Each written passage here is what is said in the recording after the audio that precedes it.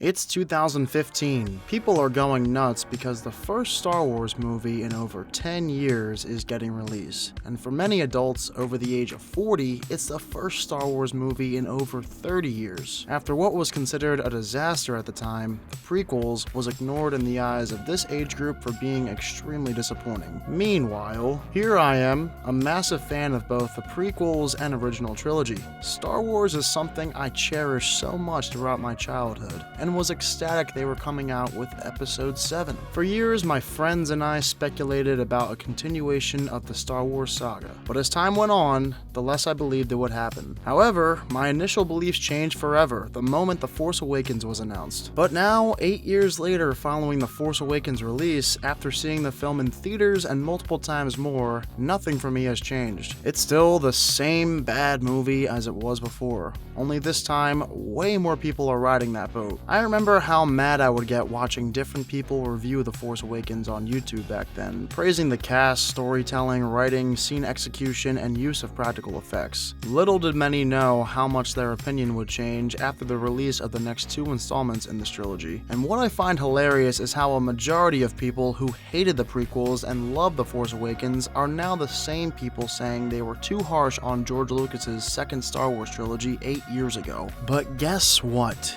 It's too late. Nothing bothers me more than when a vast majority of people like one thing and dislike something else only because it's the popular opinion. And that's what seemed to be the case with the prequels and Episode 7. Fans crafted the same opinion many others had because it was the cool thing to do. Everyone locked arms and vowed their allegiance to The Force Awakens and spit in the face of George Lucas. These people followed others around like house puppies and were unable to form their own opinion without the likes of major media companies and Rotten Tomatoes critics forming their opinion for them. But I wasn't one of those people. I saw The Force Awakens for what it was, a lazy cash grab with no direction. So, let's talk about why The Force Awakens has never been good. I remember exactly how I felt the moment the movie ended in 2015, sitting there thinking to myself, that wasn't good. However, I was curious what the next 2 movies would look like, especially after the cliffhanger. Nevertheless, I understood why so many people love this movie. It's fairly obvious why. For the older, die-hard Star Wars generation, it reminded them of A New Hope in the original trilogy. The story is similar. Han Solo and Chewbacca are main characters, and there's plenty of humor, just like we saw in A New Hope. I mean, within the first 5 minutes, the film wastes no time cracking a joke immediately during a confrontation scene between Kylo Ren and Poe Dameron. So who talks first? You talk first? I talk first. Isn't it just so funny? And of course, this continues on and on and on. Okay, stay calm, stay calm. I am calm. I'm talking to myself. Use the Force. That's not how the Force works. Oh, really? You're cold? Top tier writing right there. It's fine if you want to add humor into your Star Wars movie, but don't make it so obvious you're baiting for laughs. After a while, it's no longer funny. Do you have any idea how hard it is to enjoy a movie that isn't a straight up comedy, but constantly bashes you over the head with unfunny jokes? That's what it feels like watching The Force Awakens now. The writers think they're hilarious, so the jokes pile on. As far as characters go, Han Solo is good, and Kylo Ren, his son, is fairly interesting, mostly because his outfit is pretty sick. But unfortunately, you know where they're taking his character. Spoiler alert, nowhere good. Poe Dameron has no depth, he's just a generic pilot who miraculously escapes death without any explanation. I like where they take Finn's story. We have never seen a stormtrooper switch sides during war. Again though, his character is bare to the bones. We never receive his backstory, other than learning he worked in sanitation for the First Order. Then there is Snoke.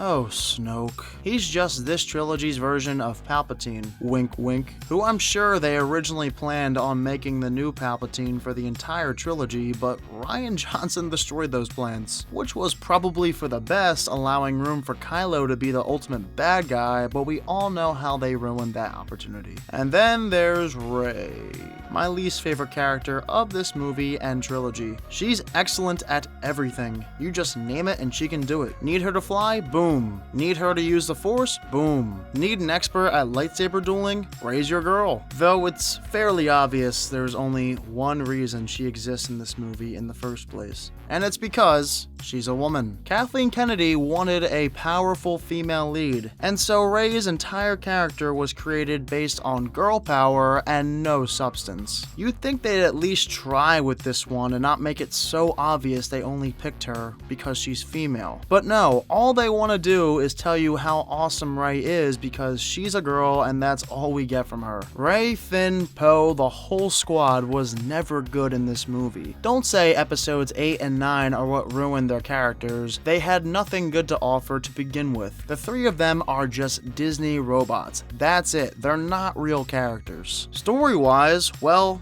here's the thing. I remember people telling me The Force Awakens was similar to A New Hope before my showtime. If only I listened harder, because it's almost a copy and pasted document of A New Hope. Most of you already know the story details that share a striking resemblance to that film, so I'll spare you the details with my words.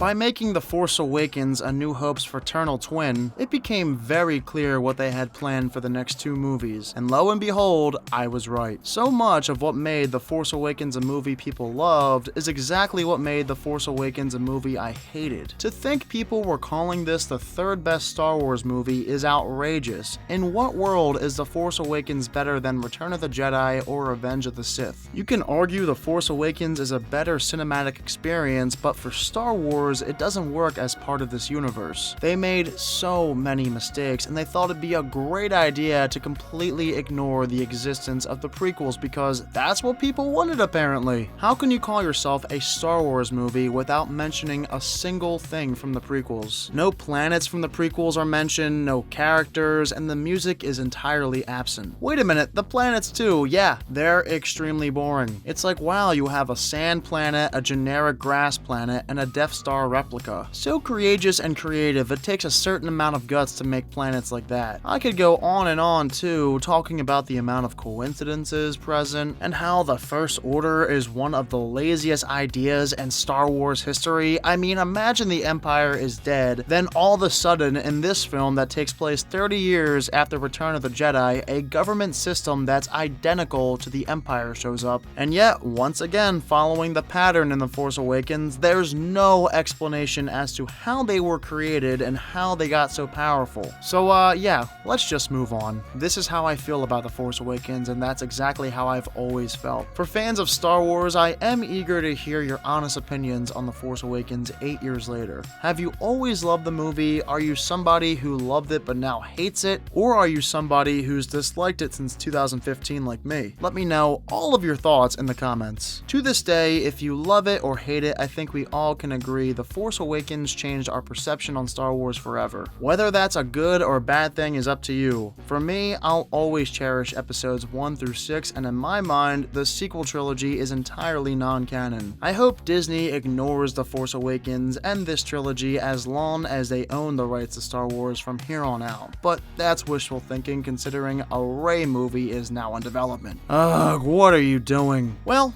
this has been fun. For those who stuck around, I hope you have a happy holidays. Here's to a bright future for Star Wars. Thanks as always for watching my video, and I will see you all next time.